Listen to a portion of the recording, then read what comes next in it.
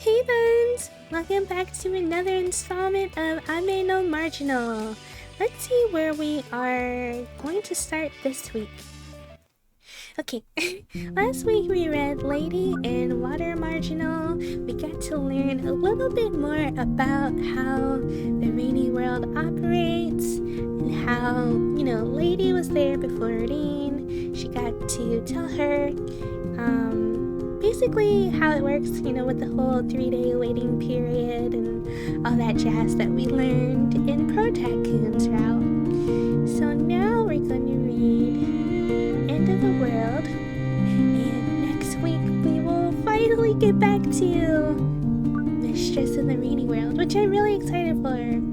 So let's just jump on into it. 100 years later. Today, the rain still hasn't stopped. Since I've come to live in this world alone, I believe 100 years have already passed. I didn't know the exact number of days, but from the things that occasionally flowed in on the river, I could get a sense. From the plants and flowers, I could sense the seasons. From the writings and crafts, I could get a sense of the ages. And in roughly 100 years, no one has come. I didn't know the reason. The method for staying in this world that Lady had gone to the trouble of telling me, the opportunity to use it sadly never came. And I had a feeling that at some point, the instances where I talked to myself increased. I had a feeling I was coming to dislike this world.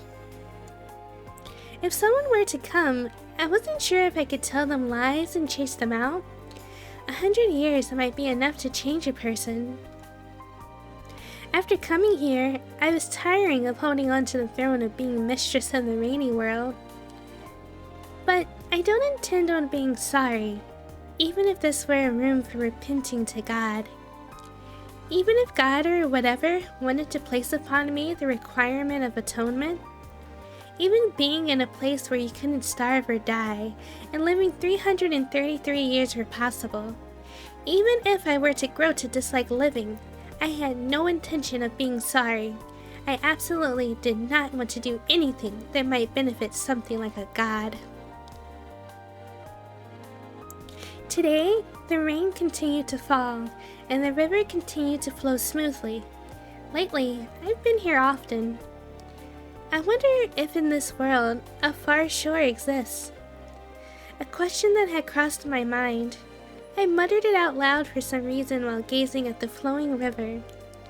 For being called a river, it was so big that you couldn't see the other shore. Come to think of it, I hadn't gone far from that place with the roof, because I hadn't had a need or a reason to go anywhere. Do I go down with the river, or up? Or perhaps go across? After debating for a bit, I made a decision. Let's try to cross the river. There might be something else on the other shore. While murmuring that, I took one step into the flow of the river. Cold! From my bare feet, a chilly feeling spread up through my legs.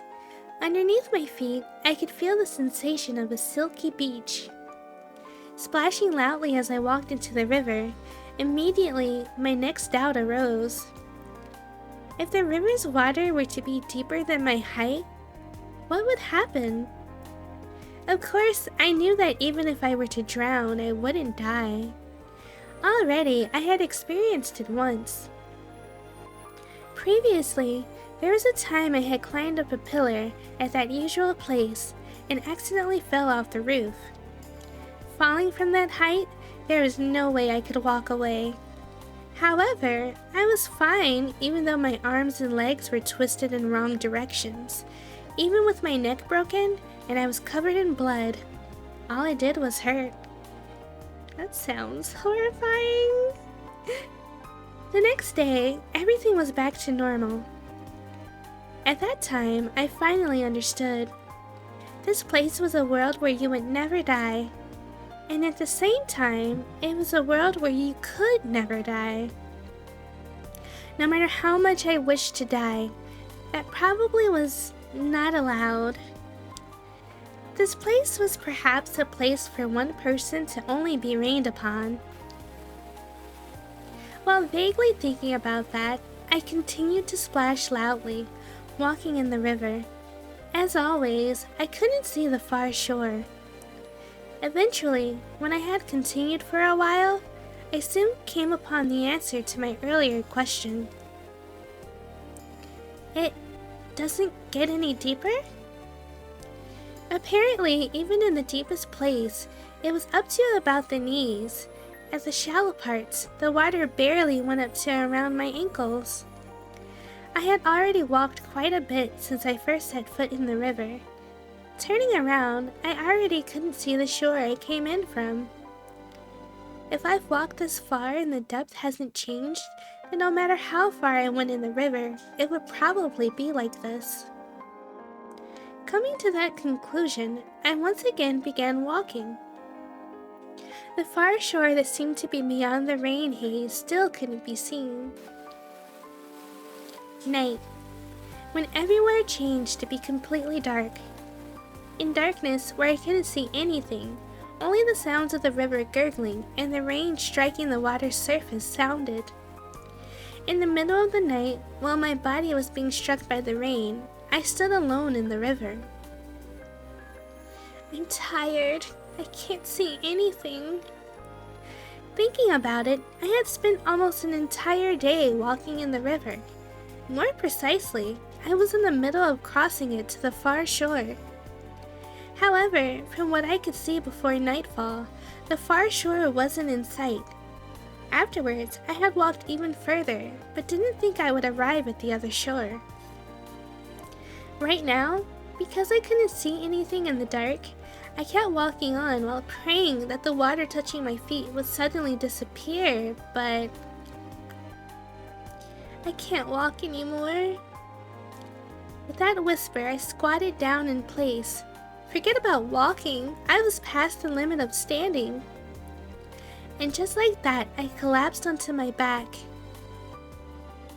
My back, feet, arms, all the parts that touched water felt the chilly flow of the river. I felt my long hair swaying in the current towards downriver. The tiny anticipation that I could have the choice to die by drowning had been denied by water only as deep as my ankles. Maybe it's better if I go back, I whispered to myself, half submerged in the river. They weren't words meant to ask someone else.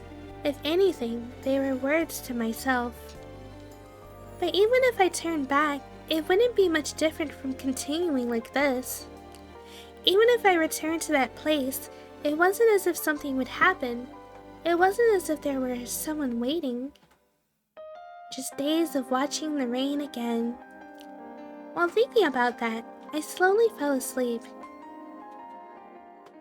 While sleeping facing up, the river's water would sometimes cover my face. The depth was just enough that I could barely breathe. Drowning like this and dying wouldn't be that bad either. Since the day I came here, with about 100 years passing, it seems my thinking has changed a bit. It wasn't that I wanted to die, but I also didn't want to live. Well, that's the same thing that protagonist said. I wonder if feeling that way is a prerequisite to coming to the rainy world.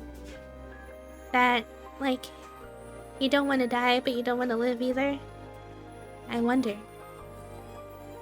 The next morning, I awoke to the sound of rain splashing on the water's surface. Apparently, I had fallen asleep at some point. Already, the world around had turned from inky darkness to white rain. Sadly, it seems I didn't drown and die. Rain is getting a little emo. She's like, aw, sad, you didn't die. There wasn't any proof of that. Ultimately, it was nothing more than I was alive right now. It could have been that while sleeping, I had went from lying face up to face down, drowned, and died. But there was the possibility I had soon come back to life. It was even possible I had died multiple times and came back each time. All were things I was not aware of because I had been sleeping. Whatever, let's try going on. Raising my submerged body with a loud splash, I stood up. Last night I had worried a bit, but I decided to once again aim for the far shore. It was simply better than watching the rain back at the shelter. It was exactly because there was nothing I could do that made me want any kind of goal at all. After that, I kept crossing the river. During the day, I walked. At night, I would sleep where the water was shallow. Countless times, I woke up underwater. I don't have a conscious memory of it, but I probably died sleeping at night. When I would wake up, it was just a bit difficult to breathe. This far shore, just how far is it? While continuing to walk with loud splashes in the river, the same whisper spilled out countless times. I had already walked for 10 days, but as always, the far shore showed no sign of appearing. Oh, right.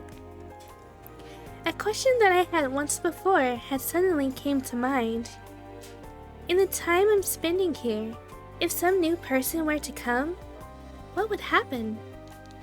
From what Lady had explained, this place's population was 1, and I was told that the person who came first would be sent back automatically. In this situation, the one that came first was, of course, myself. And it should be that there was a grace period of 3 days where 2 people could be here. If right now, someone were to come, even if I turned back to that place, I might not make it in time. Then, would I be automatically sent back to the real world without meeting that person? But, if that happens, I don't mind. No, I wasn't afraid of being sent back to the real world. Even dying didn't bother me. If I lost my memories upon return, then I could accept the atonement as something I couldn't change. More than that, I hated the idea of my heart changing to repenting and forgiving that God or whatever. 10 years later. 10 years after, or so I think.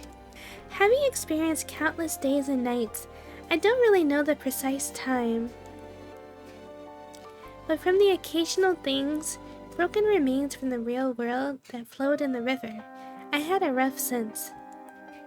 And it was after coming here that I finally spoke the words. It could be that the far shore doesn't exist. The thing I had faintly sensed long ago, I finally accepted. There was no way that I wouldn't be able to get there after walking this much. I had a feeling that most likely, no matter how far I went, the far shore would never come. In a mysterious place like this, it was probably possible. I changed the direction that I had been walking. However, it wasn't simply turning back to where I came from. This time, let's try going upriver. Turning right, I started walking upriver. It could be that, like the far shore, it didn't exist. But with things flowing in from the real world, there must be some kind of source. Let's go without rushing. The only thing I have endless amounts of is time. I told myself that. Saying it another way, in this place there is nothing but time. Even with just the width of this river, I still couldn't see the other side despite walking 10 years. So I needed to be prepared for more than that. Another 10 years have passed. And today also, I was continuing to walk facing the river's flow. Even after spending this much time, there was no real change in the river. However, since I had been prepared for this from the beginning, I wasn't that discouraged. Before, aft, left, and right, I couldn't see anything but water that formed the horizons. But getting lost was the one thing that wasn't possible.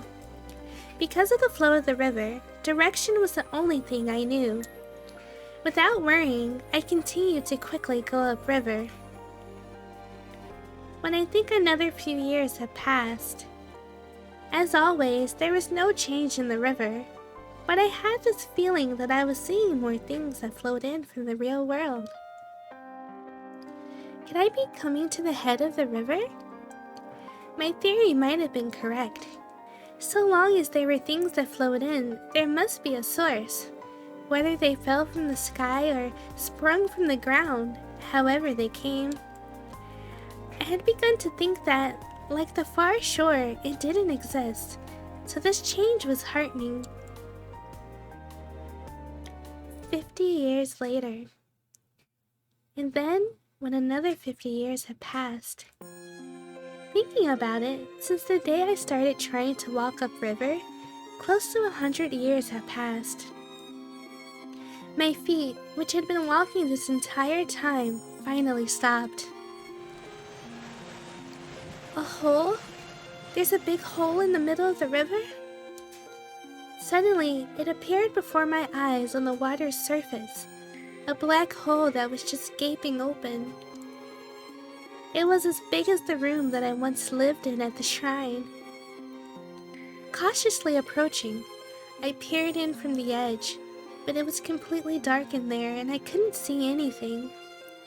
It resembled the hole that I first came to this world from, but the one I came in from was just big enough for my own body, while this was quite large. Is this connected to the real world? As if proving a demonstration in response to my words, the large hole in the water would occasionally spew something out. When I picked up the fragmented thing that was drifting on the current, is this a piece of a candle stand?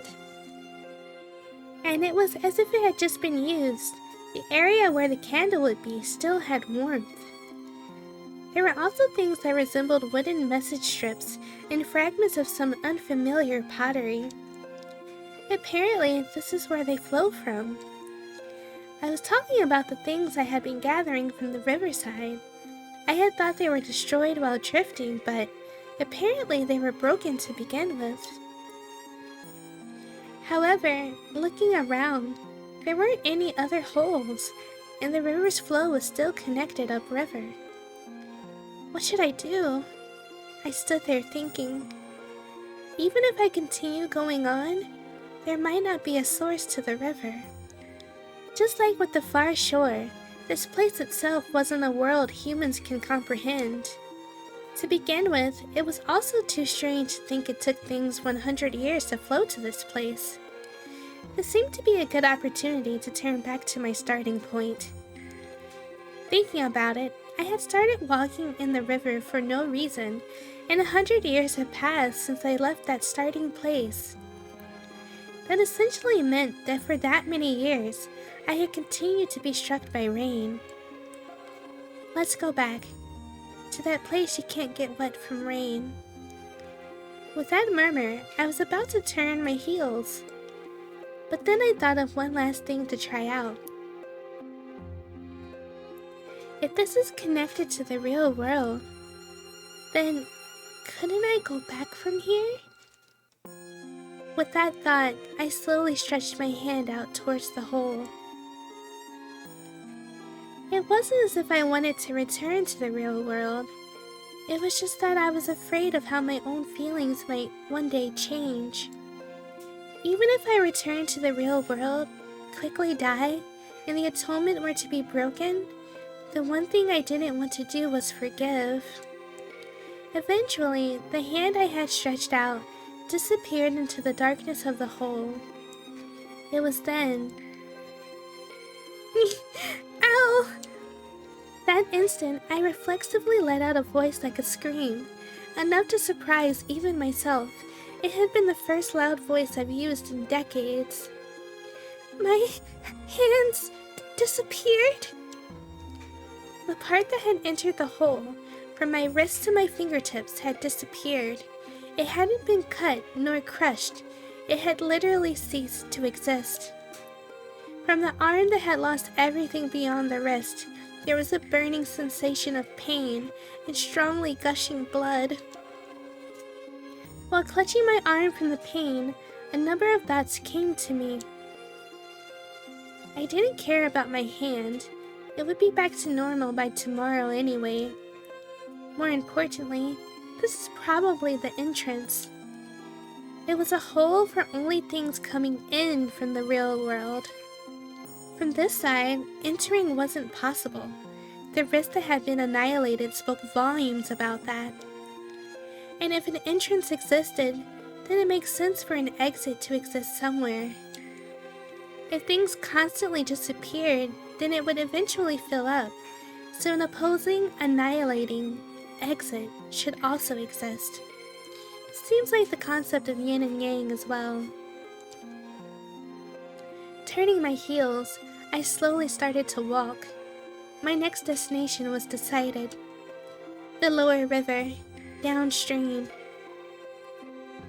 Though I don't know just how far it is from here. If an exit were to exist, I was sure it was downstream.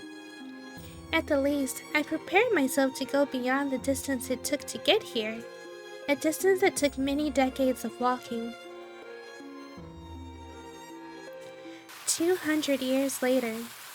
I wonder, in this world, since it's really hard to mark time, and cause you know how like if you're going somewhere, it'll be like, oh, it takes 10 minutes to go to this store, or this store is 5 miles away. I wonder if you can measure distance in time, like, oh, the entrance hole is 50 years away from the shelter, that type of thing. Alright, 200 years later. From then, 100 years. No, 200 years had probably passed. Most likely, I had gone far beyond the place I had originally started on the river and had come a long way downstream. As always, the river's appearance didn't change. The rain that fell from the sky also had become so natural to me that I didn't even pay it any heed. Looks like I'm still not sorry. Even with so many years passing, there apparently hasn't been a new person coming here. The feeling that it was a good thing just barely remained. The feelings from when I first arrived, of how wretched my sister's life had been, of how I hated the gods or whatever, still probably remained. However, there was one tiny thing that changed. It's going to get dark soon. I should rest a bit. While whispering that, I lay on my back right there. Oh, there's a bit of a light on the illustration now. Now, the river's water didn't wet my body. Not just that, but the rain itself didn't touch my body. Even if I placed my hand in the water, when water was just about to touch my skin, I was able to repel the water. I wonder if this could be called shamanistic powers. At some point, I had become able to control water. If I touch it with my hand, I could move it freely, and even without touching it, I could repel it. And of course, I hadn't trained in order to do that. In a world that had nothing but rain and water, before I realized, I was able to do it. That's right, Lady had said before that she wasn't a god but something like a shaman, that she could use mysterious powers beyond human understanding. She had apparently also been here for a long time, and it could be that I was coming into similar territory. If anything, in this world of rain, we had lived far beyond a human's lifespan. It was limited, but backed by an eternity of time. I was also storing up knowledge from the real world. Most likely, I have also become something not human. Picking up one or two powers beyond human comprehension naturally wasn't that surprising. Because there was nothing but rain and water here, I couldn't control anything but that. But if I were in the real world, I might have been called a shaman. And from there, another few years flowed by. In the continuing rain, I suddenly came to a stop as I was running on top of the water. It's here! I finally found it! On the surface of the water before my eyes, it appeared, a black hole that suddenly opened up.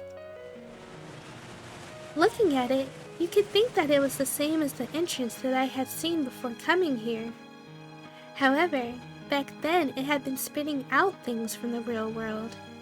But this time, in contrast, it seemed to be sucking in the things that had flowed in from the real world. There's no mistake, this is the exit. Even if it were a hole that connected to the real world, there was a huge difference in the meaning it held. And I recalled that when I carelessly put my hand in the entrance, everything past the wrist had disappeared. This time, gingerly getting closer, I peered in from the rim. I can see people. How many years, no, centuries has it been, to see the figures of someone other than myself? Without thinking, I lay down at the edge of the river and peered in, entranced. The scene seemed to be a village somewhere. I could see the shapes of houses and children. Before, I couldn't see anything but darkness, but now I could hazily see a scene. Whether I could see because this was the exit, or because my powers had increased, it was probably both. Thinking about it, over 500 years have passed since I came to this world. And what I saw when I peered into the hole was children happily running around. From their appearance, they seemed to be the same age as myself. While half feeling awe and excitement, I carefully stretched my hand towards the exit. If I can safely put my hand in, then I could return to the real world. I just had to put my entire body in. Seeing the figures of people being happy for the first time in centuries, I couldn't hold back the feeling of wanting to return.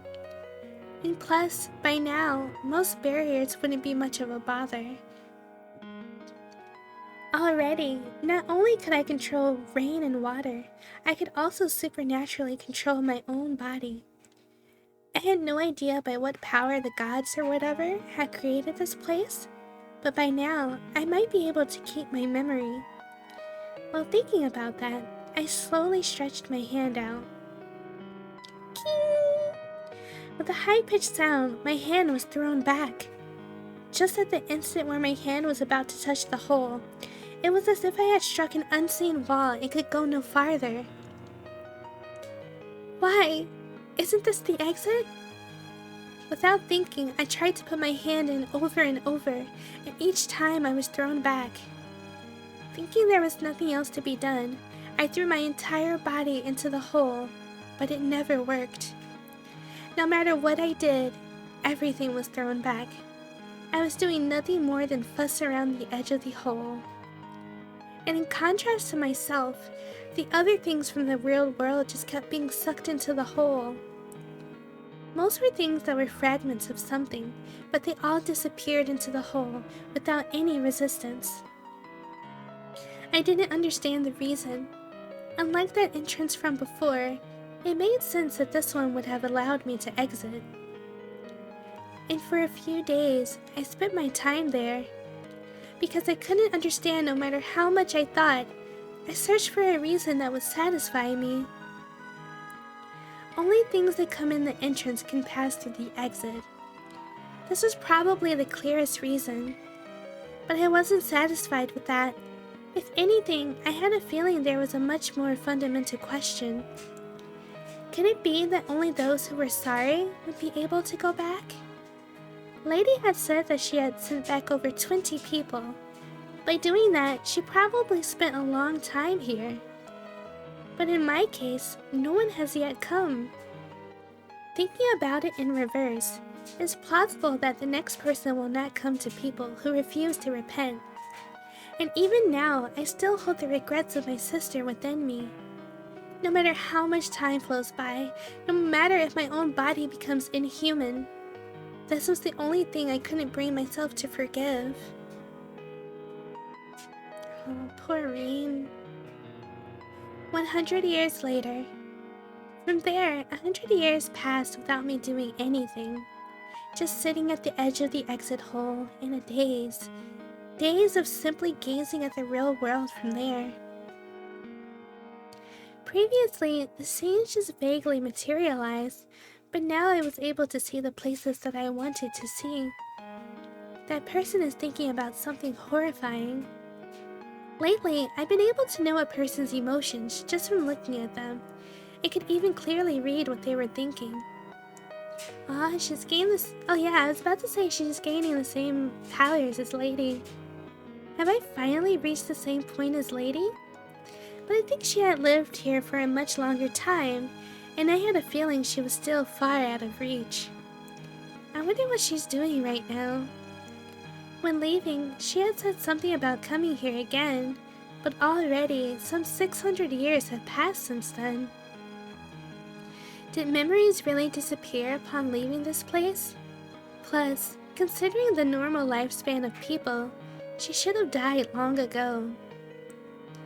I want to go back to the real world, but I don't want to repent. The contradictory words fell from my lips. The bustling scenes from the real world that the exit hole showed created the feelings within me stronger than ever. There is nothing, hunger, sickness, even death, all alone. In this world where I've been given an eternity of time, the day that I would succumb seemed to be coming eventually, and that scared me.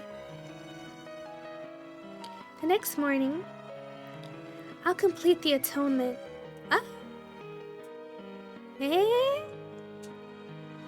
Thinking all night, I made up my mind. I don't think that there was really any deep meaning behind it. I looked up at that completely white sky and made a declaration. Listen well, I will begin the atonement again. I raised up my voice to compete with the sound of the rain, my words directed at him, who was probably there. However, this is not for your sake. It is for my sister, who had fallen in the middle of it. And even if you are not satisfied with this, I will never repent.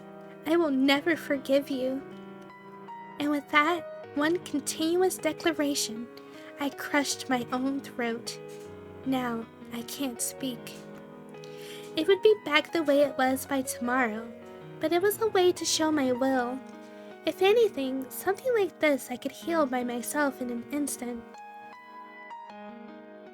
From that day, I focused on not speaking. To begin, being alone made it so I had no chance to use my voice. On top of that, I deliberately, every morning, crushed my throat. To be exact with the time, I made sure that the days were countable. I knew how to read the stars, but because there were no stars here, I wrote each day down. There was nothing else to do. The only thing left was to glean knowledge and observe the world's movements while looking at the real world. The most painful were the sights of the bustling villages and the times I could see the figures of happy children. Children that were innocently running around. If only by looks, they were about the same age as myself. I find it very interesting that she still views herself as, I think she was 11? Even though all this time has passed. When I saw the figures of those children, for some reason tears would overflow. Even though I had no intention of crying, the tears fell in large drops. For some reason, those drops would seem to be sucked into the hole just like that and disappear. I see. Tears can go back to the real world, even though neither my body nor blood can pass through. What kind of irony is this? Oh, Rena. Oh, my heart hurts for her. I don't really understand why she's doing the atonement again. It could be that because she spent so much time in this world, maybe her thought process has changed to maybe she thinks because she's inhuman, maybe the atonement will count? I'm not sure. I feel so sad. She can't leave, even if she wanted to. She can't die to pass on. She's literally stuck right now. She's stuck in her thoughts, stuck in her situation, stuck in her unforgiveness. It's just really hard to, like, watch her go through this. And with that very sad ending, that is the end of our video. But please remember to leave a like if you liked the video. Leave me a comment, let me know how you're feeling about what we're reading. And don't forget to subscribe so you can always be notified when I upload a new video. And with that, I'll see you all next week. Bye, Buns!